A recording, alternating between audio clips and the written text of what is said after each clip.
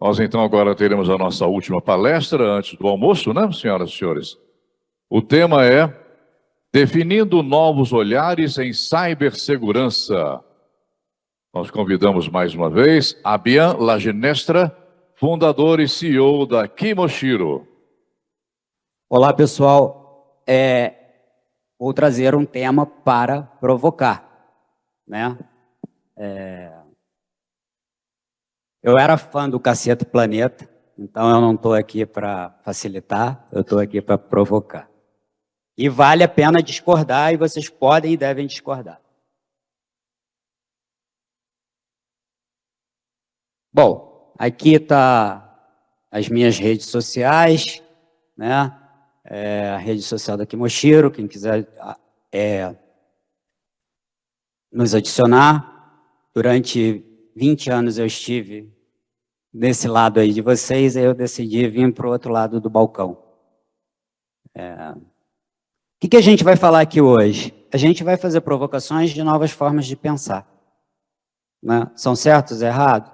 Nem sempre, né? E sempre a gente tem que tomar o cuidado, com humildade intelectual, para saber se aquilo que a pessoa está falando vai se adequar na nossa estrutura, no nosso mindset. Estou trazendo um dado de 2021, que os crimes cibernéticos, eles é o quarto problema de preocupação mundial, econômica, militar, de governo. Eu perco ali para doenças infecciosas, crises da vida humana, condições extremas de clima. Então, atividades humanas é a quarta. Isso não sou eu que estou falando, é o Fórum Mundial Econômico, né? Talvez para nós aqui, isso pode ser muito comum, mas para quem não versa a língua que a gente fala, isso é um dado muito contundente, muito preocupante. Inclusive, dialoga com o que a gente acabou de falar. Primeira reflexão, né, da ameaça versus inovação. Hoje, inovação é um tema premente nas organizações, né? E quem é o cliente de cibersegurança, de forma verdadeira? A gente pensa que são apenas os nossos clientes internos e pronto.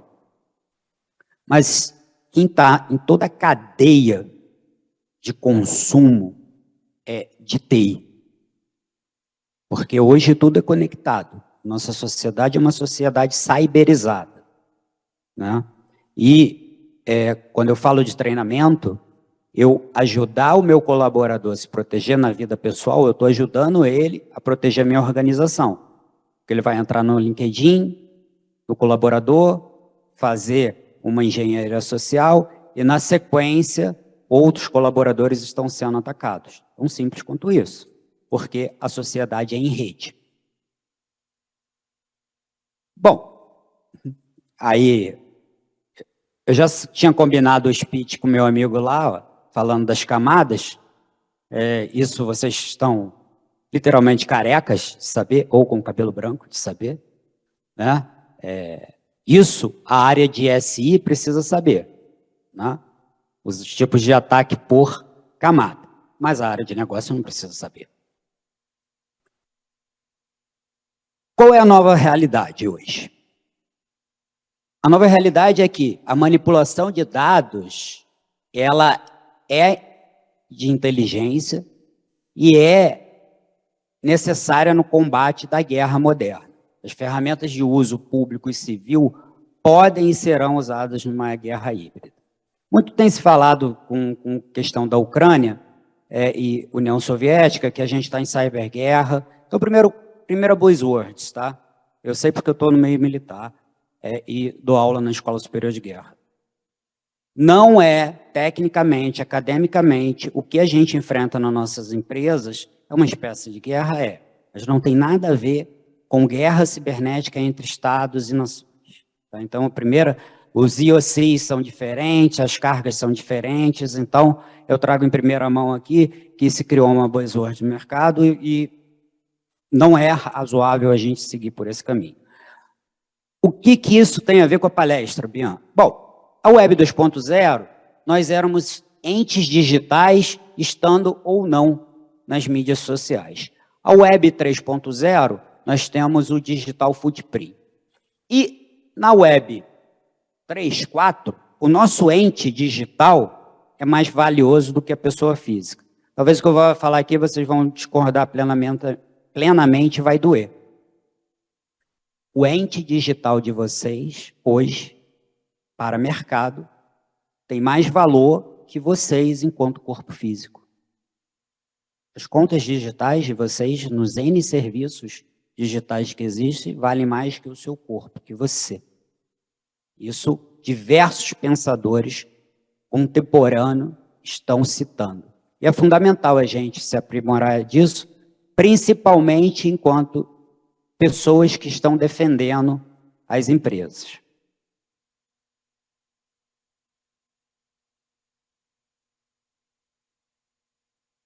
E aí, algumas mensagens aqui que às vezes são óbvias, mas os conselhos não sabem, né? Eu preciso pensar em DevHackOps, né? Porque todas as empresas falam, eu vou falar em DevSecOps, legal, eles estão na nossa frente há 5 anos. Aí eu vou trabalhar container, legal, eles já montam container para fazer um ataque de DDoS ou de exploração de vulnerabilidade há 5 anos atrás. 2, eu não estou lutando contra hackers isolados, eu estou lutando contra sindicatos do crime que contratam, independente do idioma. Eu tenho gente que desenvolve falando a linguagem do Iraque, do Irã, eu contrato gente na China, eu contrato gente na Espanha. Os riscos transversais na cadeia de suprimento, ou seja, o risco do seu fornecedor é o seu risco também.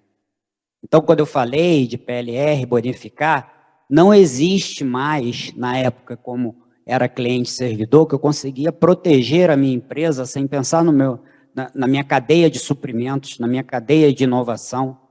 Por quê? Varejo. Eu vou contratar uma Vtex, por exemplo, para fazer a minha API. Vou contratar outras empresas. Aquilo é seguro, não é? Eu vou contratar alguma coisa pronta, porque na esteira de desenvolvimento, eu não vou desenvolver do zero para fazer uma solução. O crime cibernético será commodity. Já é.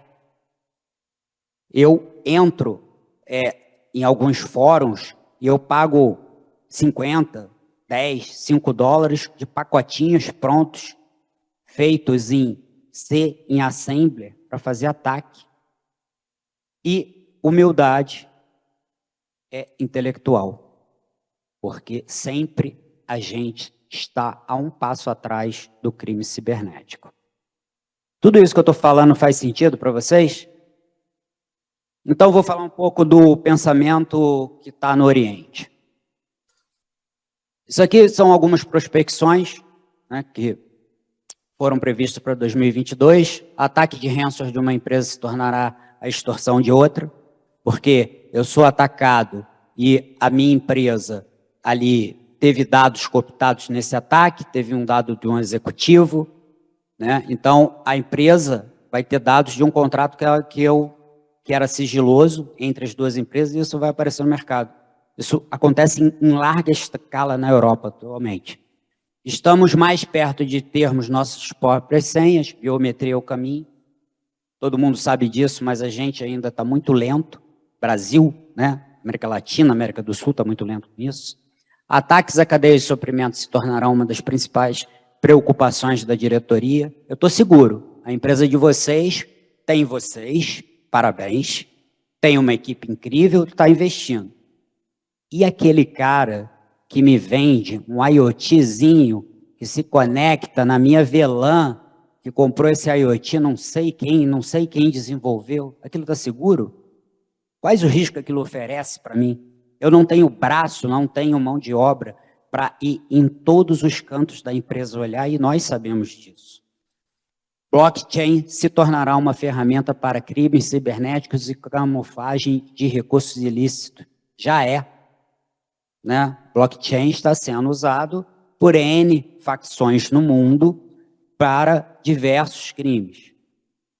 Nuvem híbrida vai ganhar pontos de atenção, segurança. Isso os senhores já sabem, mas cada vez mais a gente está com dificuldade de entender o que é híbrido mesmo, né? Você contrata um serviço, aí o cara fala, não, está no nosso data center, mas o nosso contingência fica na Azure, fica na Amazon, fica no Google, mas parte do serviço eu tenho container. Então, cada vez mais isso é uma realidade que nos empurra. Se não nos empurra na nossa empresa, nos empurra pelos serviços que a gente contrata. Os regulamentos de cibernética levarão a maiores orçamentos de segurança. A China lançou a People. Alguém sabe aqui disso? Alguém leu sobre já? A People é a regulação chinesa de privacidade de dados. É a mais dura do mundo. E aí, dando uma palestra para a ministra, eles falaram assim, mas é um contrassenso a China ter uma política tão dura de privacidade. Não é, sabe por quê? Eles estão fazendo reserva de mercado. Eu vendo o meu software para você, mas para você vender alguma coisa para mim, você tem que se adequar à minha regulação, que é muito dura. E o nome disso se chama lawfare. Guerra é através da lei. Né? O que eu faço? Para fazer uma reserva de mercado, eu faço leis que eu consigo me adequar, mas você vai ficar muito caro. Então, os nossos orçamentos de cibersegurança vão aumentar e a gente precisa tonalizar isso nas empresas, porque cada vez mais os executivos vão falar, mas o orçamento de cibersegurança só cresce, sim, porque as leis de privacidade de dados serão cada vez mais duras. E não existe privacidade de dados sem segurança da informação. Então, isso é uma realidade que vai nos assolar cada vez mais. Tolerância zero para confiança em dispositivos, malwares e ataque em nuvem serão, já são o novo normal. Soluções regulatórias regionais levarão a problemas de negócios globais. Lawfare, ou seja, uma regulação lá de um produto que eu vendo no Canadá não é igual a uma regulação do meu produto no Brasil e eu tenho que me adequar lá e o CISO está no meio disso, porque ele vai ter que participar em algum momento de adequação de sistema, adequação de compliance, então a vida não vai ficar mais fácil do CISO. A caça e remoções de sindicatos de ransomware mudarão o foco dos atacantes e vão existir novas formas de monetização criminal. O crime cibernético será commodity, ou seja, eu começo a contratar. Alguém se lembra aqui que o PCC estava usando console de PS4 para minerar Bitcoin? Alguém viu essa matéria? Olha o nível de sofisticação. Vocês acham que é qualquer estudante de engenharia da computação que conseguia fazer isso? Debugar o processador do PS4 para minerar Bitcoin? Então, pensa só, PCC. Brasil, provavelmente existem desenvolvedores de outros países nisso. Então, o crime cibernético não tem fronteira. E isso a gente precisa estar preparado. Bom, essa frase aqui, eu vou pedir para quem quiser tirar foto. Eu gosto dela, apesar dela parecer, às vezes, nonsense. Mas se vocês pensarem no detalhe, vocês vão ver que não é.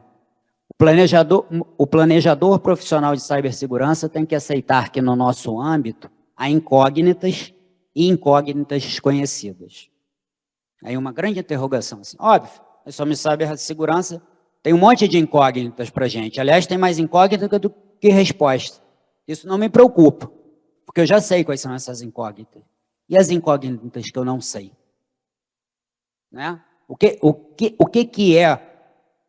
foi o BioOD? O que foi o Shadow IT? Quantas incógnitas desconhecidas tem no Shadow IT? Então, esse é o meu medo. É isso que me tira o sono. E que o planejamento quantitativo de força será sempre incalculável do ponto de vista quantitativo. Infelizmente, isso é uma dura realidade. Sabe o que isso quer dizer? Quando o C-Level chegar para vocês e falarem, mas quando eu vou ser atacado? Como? Qual é o meu risco? Não dá para medir o risco. Estados Unidos e União Soviética na Guerra Fria. Vocês acham que eles conseguiam medir o risco? Não. Um tinha 100 bombas nucleares, o outro fazia 105. Um fazia 110, o outro 130. Até cada um chegar na conta de 5.000. Por quê? Porque chega uma área intangível de cálculo de risco que eu não consigo chegar. Então, nós de cibersegurança vivemos esse dilema. Vai chegar uma hora que a gente não vai conseguir calcular o risco, a gente tem que ser franco com o board e firmar o pé. É um problema que nós temos hoje. Over-engineer.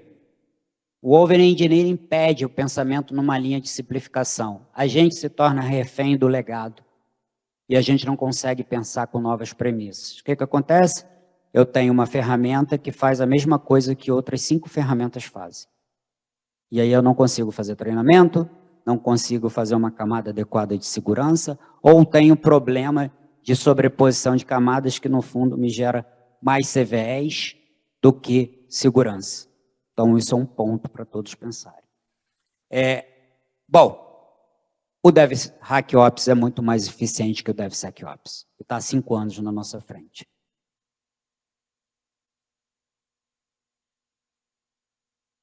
E para finalizar, alguém conhece esse código aqui? Swift ou BIC? Sabe o que é? Alguém do mercado financeiro aí?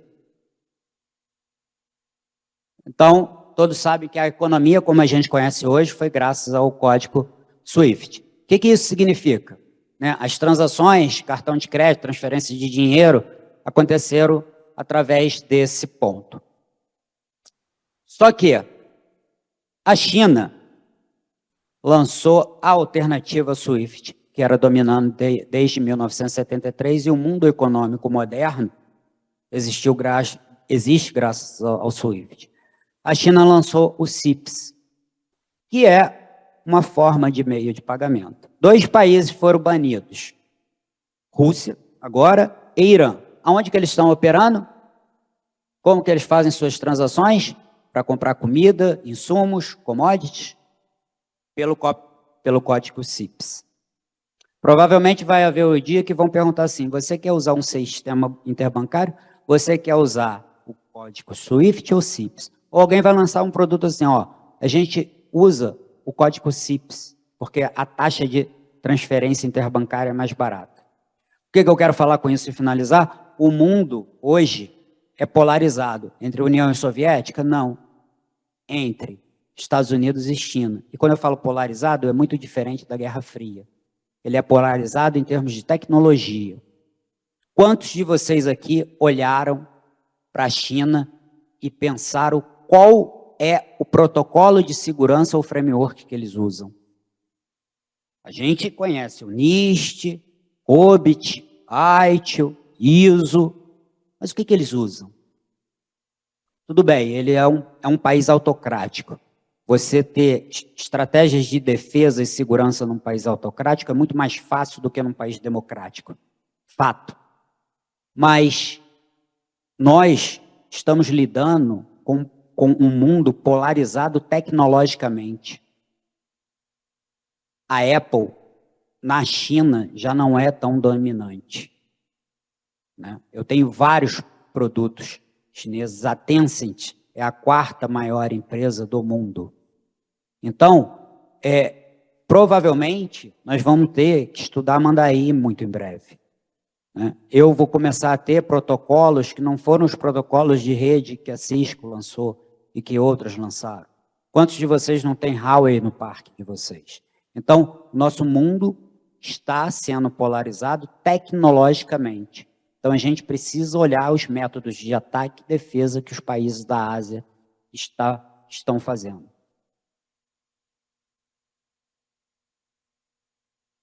E aí, para finalizar, nosso olhar do Ocidente está muito viesado para o que o Norte faz, o que os Estados Unidos faz, o que a Europa faz. E a gente não está olhando nada do Ocidente. E eu sugiro a todos os CISOs terem esses 4 olhares aí. Primeiro, olhar para a geopolítica. Depois, olhar para nova regulação internacional. Depois, olhar sinergia entre SI e dados.